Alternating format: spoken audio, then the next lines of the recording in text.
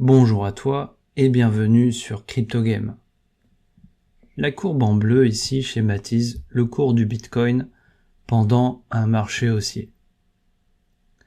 Ici c'est le cycle précédent et à partir de ce point-là, on parle de bear market, ça descend. Ensuite ça stagne. Par là il y a le halving, donc la division par deux de la rémunération des mineurs. Et généralement, en tout cas c'est ce qui s'est passé à chaque fois dans l'histoire du Bitcoin, à chaque halving, quelques mois plus tard, quand le cours du Bitcoin commence à dépasser le précédent sommet, le précédent ATH, à ce moment-là, ça monte en flèche, ça monte avec beaucoup de force, on parle de bull run. On dit bull run parce que un taureau quand il charge, il fait un mouvement de corne de bas vers le haut, et dans la charge d'un taureau, il y a beaucoup de force, donc c'est pour ça on appelle ça un bull run. Donc entre le début et la fin du bull run, là tu vois bien qu'il y a beaucoup de profits à faire. Sur les crypto-monnaies, il y a des multiplicateurs de x3 de façon très récurrente, x10, x20, même des x100, des x1000. Après c'est très rare, il faut trouver les bonnes pépites et c'est très risqué. Mais la question c'est, dans ce marché, ce type de marché où il y a beaucoup de bénéfices à faire, où est-ce qu'il est intéressant de mettre ses billes? En d'autres termes, quelles sont les crypto-monnaies qu'il vaut mieux acheter pour maximiser les chances de faire beaucoup de profits et minimiser le risque de perdre de l'argent? Il y a une manière particulièrement efficace de réfléchir pour prendre de bonnes décisions, c'est de raisonner par rapport au market cap. La plupart des investisseurs raisonnent par rapport à ça, donc c'est bien d'inclure au moins ce paramètre dans un raisonnement d'investissement en crypto-monnaie. Donc tu peux avoir accès au market cap de chaque crypto-monnaie sur le site internet CoinMarketCap, c'est un site de référence. Et donc tu vois pour chaque crypto-monnaie, il y a le market cap associé, ici dans la colonne cap marché. Là il y a le Bitcoin, l'Ethereum, etc. Donc quand tu vas sur cette page, tu atterris sur le classement à l'instant donné. Tu peux même rafraîchir, tu cliques ici, là tu es sûr d'avoir les données à cet instant précis. Et il se trouve que CoinMarketCap offre même la possibilité d'aller voir dans le passé. Tu as ici crypto-monnaie, historique des aperçus, et là tu peux choisir une date. Bon, c'est une date par semaine, je crois. Et tu peux aller voir dans le passé, par exemple le 10 février 2019, tu peux voir l'équivalent de ce classement. Dans cette vidéo, ce qu'on va faire, c'est qu'on va prendre une photo du classement de CoinMarketCap au début du marché haussier, ou plutôt du bull run précédent, du cycle 2021 et même du cycle 2017. Et on va prendre une photo à la fin du bull run. Et donc on va pouvoir construire un raisonnement entre le début et la fin, quels étaient les bons choix à faire par le passé, et donc potentiellement quels seront les bons choix à faire pour le futur, ou en tout cas quels sont les bons choix à faire maintenant pour faire des profits dans le futur. On n'a pas de boule de cristal, on ne peut pas prévoir l'avenir, tout ce dont on dispose c'est les données historiques pour construire son raisonnement et donc faire des choix raisonnés. Il y a aussi les événements futurs qui peuvent influencer le cours du marché, mais il y a aussi et surtout les données passées sur lesquelles la plupart des investisseurs réfléchissent et donc vont faire leur choix. Et donc, si la plupart des investisseurs voient quelque chose dans les données passées, ils vont en masse acheter telle ou telle crypto-monnaie. Et c'est là où ça va faire monter le prix. Donc si tu arrives à détecter les mêmes choses que la plupart des investisseurs, tu vas suivre le courant. Et c'est ça qu'il faut faire en investissement. Il faut suivre le courant, donc il faut faire ce que la majorité des personnes s'apprêtent à faire. En fait, il faut le faire même avant eux, parce que quand elles sont en train de le faire, c'est déjà trop tard. Dans cette vidéo, on va se concentrer sur le top 100. de CoinMarketCap, donc les 100 crypto-monnaies qui ont le market cap le plus élevé.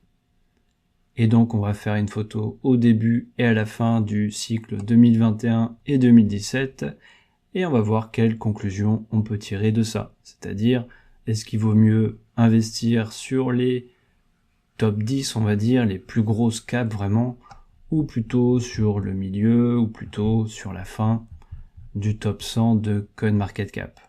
Allez, c'est parti.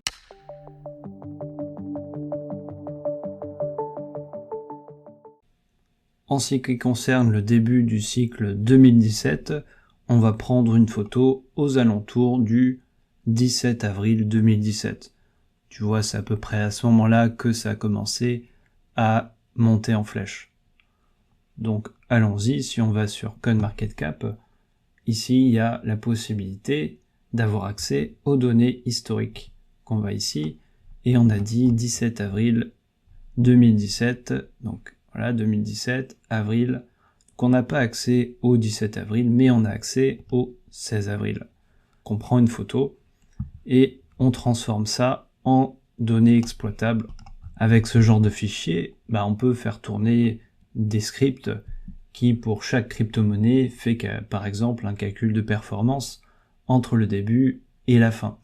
Tu vois, entre le début et la fin, sur le Bitcoin, on va de 1100 à 16 000.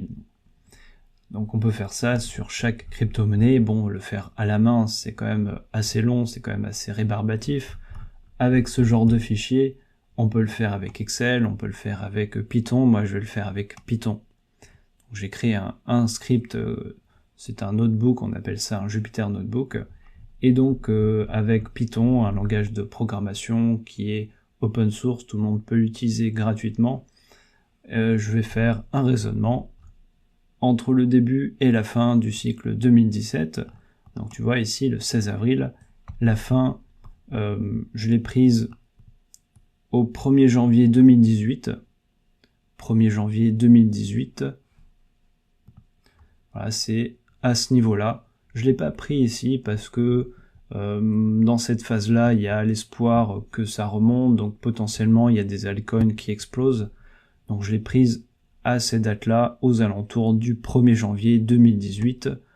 Bon, il se trouve que c'était pas une date disponible dans CoinMarketCap, j'ai pris le 7. Concernant le cycle de 2021, j'ai pris le début aux environs du 14 décembre, tu vois, c'est à partir de cette date-là que ça explose.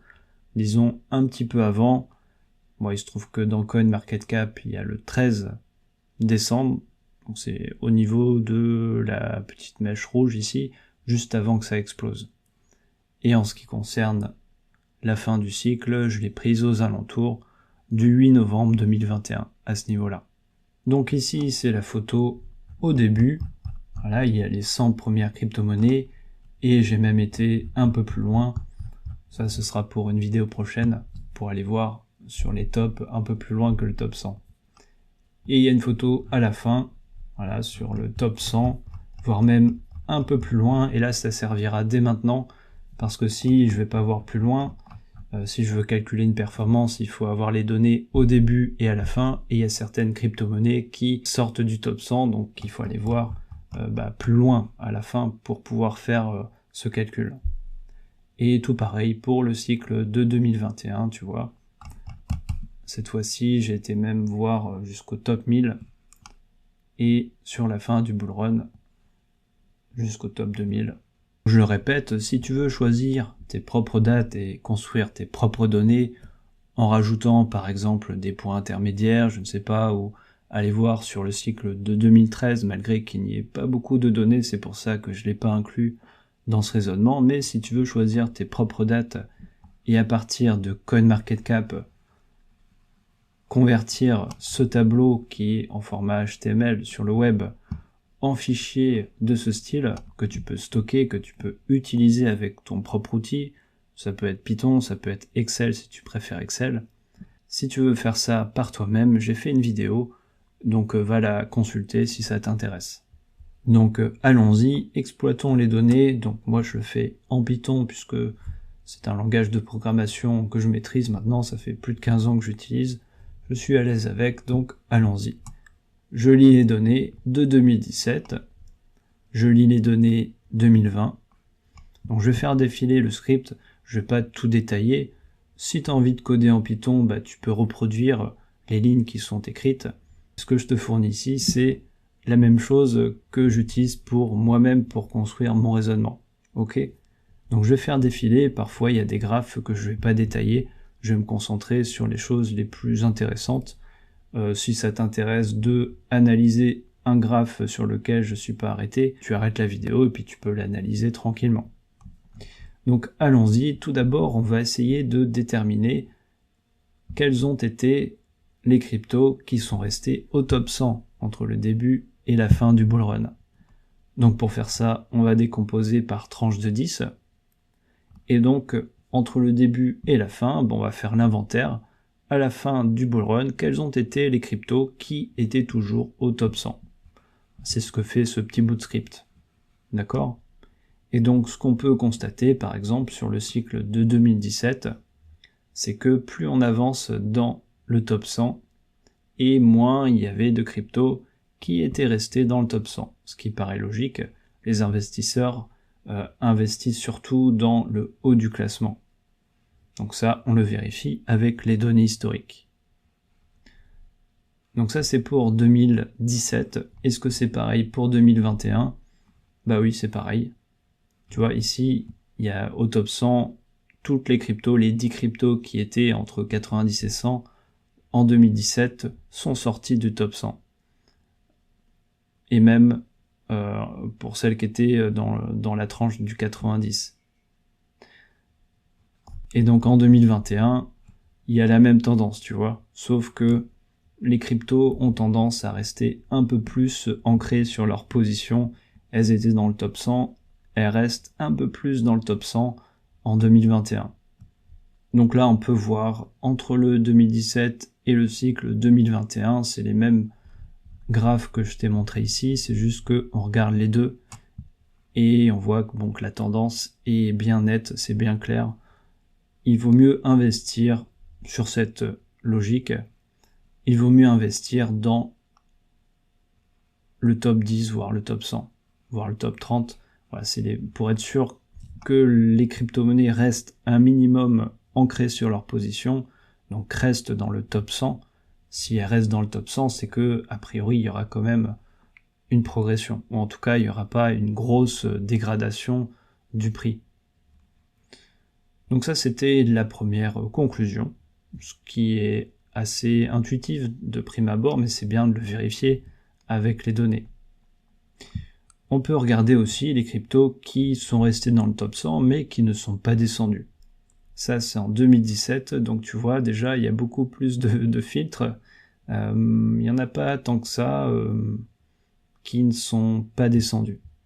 Mais on peut voir que celles qui étaient au top 10, tu vois, il y en a quand même la moitié en 2017 qui sont restées au top 10. Et en 2021, pareillement, au top 10, il y en a 7 qui sont restés au top 10. Et après, pour les autres, je vois pas trop de conclusions sur ça. Là, je superpose les deux. Bon, je vois pas quoi rajouter, mis à part que tu vois, c'est encore plus net, que ce soit sur le cycle de 2017 ou le cycle de 2020, le top 10 se distingue des autres. Maintenant, on va passer aux performances, c'est-à-dire entre le début et la fin, quel a été le ratio multiplicateur. Ok ? Donc sachant que parfois, il y en a qui sortent carrément du top 100, voire même, parce que j'ai été chercher les données jusqu'à plus loin que le top 100, j'étais jusqu'au top 1000. Donc ça veut dire que tu vois, pour celles où il y a eu... je vais le retrouver. Pour celles où il y a eu un problème, c'est quand on n'arrive pas à récupérer les données à la fin, ça veut dire que tout simplement les données ne sont plus là, donc ces 4 crypto-monnaies ont été jartées même du top 1000, donc elles sont mortes. Donc il valait mieux pas mettre ces billes dans celle-ci. Donc la plupart du temps, tu vois quand même, elles restent au moins dans le top 1000, donc elles disparaissent pas complètement. Bon, il y en a quelques-unes où les moyennes, du coup, ce sera un peu faussé, mais bon, là, il y en a une en moins, c'est pas ça qui va changer la tendance générale. Donc ce qu'on peut voir, pour le cycle 2017, les perfos moyennes, ça ressemble à ça. Je vois pas trop quoi décrire, mis à part qu'il y a quand même une performance de 30 sur le top 10, tu vois. Je vais regarder directement les performances du cycle de 2020. Voilà l'équivalent sur 2020, les performances moyennes. Sachant que là, il y a juste une crypto-monnaie qui s'est fait jarter du classement, le PAX, qui s'est fait jarter du top 2000 même, donc elle a disparu. Les performances, ça ressemble à ça pour 2020. Donc on peut voir quand même une tendance générale, tu vois, ça monte. Il faut reculer un peu et voir que voilà, si tu devais tracer une droite, ce serait comme ça, tu vois. Donc ce qui veut dire que plus tu vas investir dans des petits caps, plus tu vas prendre de risques, mais plus les performances potentielles sont élevées. Il y a juste un petit détail, tu vois qu'ici dans le top 100, ça se distingue. Il y a une discontinuité ici, tu vois. Le top 100, sur le cycle 2021, il y avait quand même une performance de 7 en moyenne. Donc encore une fois, beaucoup moins de risques à investir dans le top 10, pardon, j'ai dit top 100 peut-être, dans le top 10, et tu assures quand même, en tout cas en 2021, tu pouvais assurer une performance en moyenne de 7, ce qui est quand même pas trop mal. Alors qu'est-ce qu'on peut dire d'autre? Là maintenant je vais décrire plutôt le cycle 2021 parce que 2017, c'est lointain, vaut mieux se concentrer sur les données proches. Donc performance minimum en 2021. Bon, tu vois, ça veut dire que tu peux espérer au moins 1 x 2 sur le top 50. Voilà, bon, il y en a quelques-unes, tu vois, qui ont sous-performé, enfin, qui sont descendues, malgré tout. Bon, performance maximum, bon, ça veut dire qu'il y a une crypto-monnaie ici dans le top 50 qui entre le début et la fin a fait 1 x 80. Bon, c'est pour info, c'est plutôt, là c'est l'écart type, ça veut dire si un écart type égale à 0, ou ouais c'est ça, à 0, ça veut dire que toutes les données sont à la même valeur. Plus l'écart type augmente, plus il y a de fluctuations.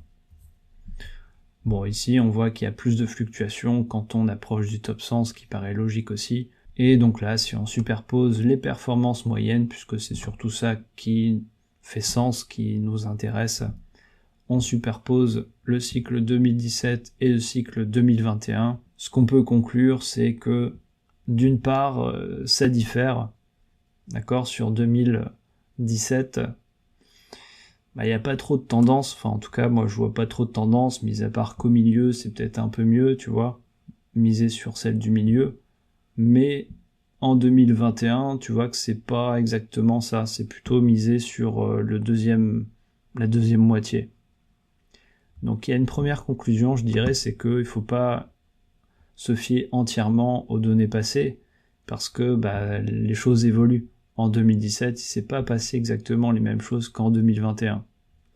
Donc ça, c'est important d'avoir ça à l'esprit, c'est que les performances du passé ne présagent pas des performances futures. D'accord? C'est les données passées, c'est ce qui s'est déroulé. Peut-être il y a des choses qui seront similaires par la suite. Par exemple, la deuxième conclusion, c'est que le top 10, finalement, c'est très intéressant, on minimise les risques et on s'assure tout de même d'une performance qui est assez honnête. Tu vois ici, tu as un x30 en 2017 et un x7 en 2021, ce qui est tout de même pas trop mal. Et troisième conclusion, globalement, voilà, si tu investis plutôt dans la deuxième moitié du top 100, tu peux espérer un peu plus de performance. Mais c'est plus risqué, comme tu peux te rappeler, si je regarde tout en haut, voilà, les cryptos qui sont restés au top 100, plus tu vas vers le top 100, plus ça diminue, ça veut dire plus tu investis dans des petits caps, plus tu as de risques qu'elles disparaissent ces cryptos. En tout cas qu'elles baissent, voire qu'elles disparaissent. J'ai pas encore vraiment l'habitude de présenter mes scripts, de présenter les graphes sur YouTube. J'ai l'habitude de le faire dans mon job d'ingénieur, voilà, avec les clients, avec les collègues, expliquer mes résultats. Ça, je sais bien le faire maintenant. Sur YouTube, de manière rapide, impactant, compréhensible, je sais pas si voilà, ce que j'ai raconté, c'est super compréhensible. En résumé, en tout cas, je peux dire, il y a 3 conclusions. Voilà, je vais essayer d'être le plus simple et le plus compréhensible possible. 3 conclusions. La première, si on est au début d'un bull run, en se concentrant sur le top 100 de CoinMarketCap, on se concentre sur le top 100, on est au début d'un bull run, une bonne option, ça serait de mettre un maximum de ses billes dans le top 10 de CoinMarketCap. Parce que c'est ce qui minimise le risque. Entre le début et la fin, il y a plus de chances que les cryptos du top 10 restent dans le top 10. Et donc, assure une performance minimum honorable. Et donc, minimise le risque de perdre en valeur. Je rappelle, en 2017, le top 10 de CoinMarketCap, en moyenne, on est sur une performance de 30, x 30 en 2017 et x 7 en 2021. Donc possiblement pour le prochain cycle qui est en train de se dessiner, à l'heure où je tourne cette vidéo, ce sera logiquement un peu moins, peut-être x4, x5, ce qui reste tout de même assez honorable. Deuxième conclusion, bon ça je le savais avant de faire cette analyse, mais c'est bien de le vérifier que plus on descend dans le classement, voilà, plus on va vers le top 100, et plus il y a de risques de voir disparaître sa mise de départ. Mais plus il y a d'espérance de faire des gains, plus les gains potentiels sont élevés. Donc ça c'est la deuxième conclusion. Et la troisième conclusion, je dirais que entre 2021 et 2017, c'est à peu près les 2 choses récurrentes que j'ai pu observer. C'est les 2 points communs, j'ai pas vraiment observé d'autres points communs intéressants. Et donc c'est ma troisième conclusion que les performances du passé ne présagent pas des performances futures. Ce qui s'est passé en 2017 et en 2021, ça veut pas dire que c'est ce qui va se reproduire pour le prochain cycle, pour le futur. Ça veut dire qu'il y a logiquement plus de chances que ça se reproduise, mais il n'y a pas de certitude. C'est ça la troisième conclusion. Pour la prochaine vidéo, je vais aller voir un peu plus loin que le top 100, je vais aller voir jusqu'au top 1000. Pour le cycle 2017 et le cycle 2021. Bon, non, plutôt top 500 pour le cycle 2017, puisqu'après, en fait, il n'y a pas de données. Il y en a à la fin, mais il n'y en a pas au début. Donc, on va se concentrer sur le top 500 pour le cycle 2017 et le top 1000 pour le cycle 2021. Bon, sachant que là, forcément, ce sera des cryptos où il y a beaucoup de risques, mais aussi il y a des performances très élevées potentiellement. Donc la question c'est est-ce qu'il y a des zones dans ce top 1000 pour 2021 où c'est intéressant de mettre un peu de ses billes, où c'est plus intéressant de mettre un peu de ses billes, c'est-à-dire est-ce qu'il y a des zones dans le top 1000 où il y a un gros ratio risque-récompense. Donc si ça t'intéresse, n'hésite pas à t'abonner à cette chaîne pour être prévenu de la sortie de cette prochaine vidéo, et il y en aura beaucoup d'autres qui sortiront prochainement. C'était Julien sur CryptoGame, prends soin de toi et à la prochaine.